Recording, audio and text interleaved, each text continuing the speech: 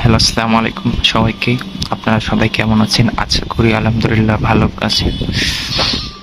আজকে আমি আপনাদেরকে দেখাবো বাংলাদেশের কিছু পুরাতন নোট, যেগুলা 1971 সাল বা 72 সাল থেকে শুরু করে 76 সাল, 1976 সাল এর মধ্যে সব নোটগুলি ইস্যু করা হয়েছে।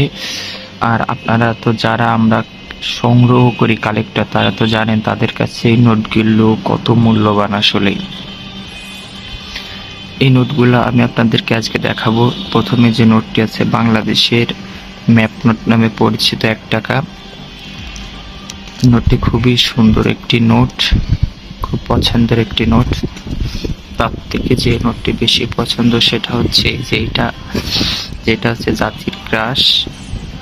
এই যে নোটটি খুবই সুন্দর নোট। আগের নোটগুলো আসলে অনেক সুন্দর ছিল। এটি হচ্ছে 5 টাকার নোট, খুবই চমৎকার একটি নোট। এটাও খুবই সুন্দর। আগের নোটগুলোই অনেক সুন্দর ছিল আসলে। এটা নাজির আহমেদের 10 টাকা, হামিদুল্লাহ 10 টাকা, নাজিরের 50 টাকা, অসাধারণ চায়ের বাগান, খুবই সুন্দর নোটটি।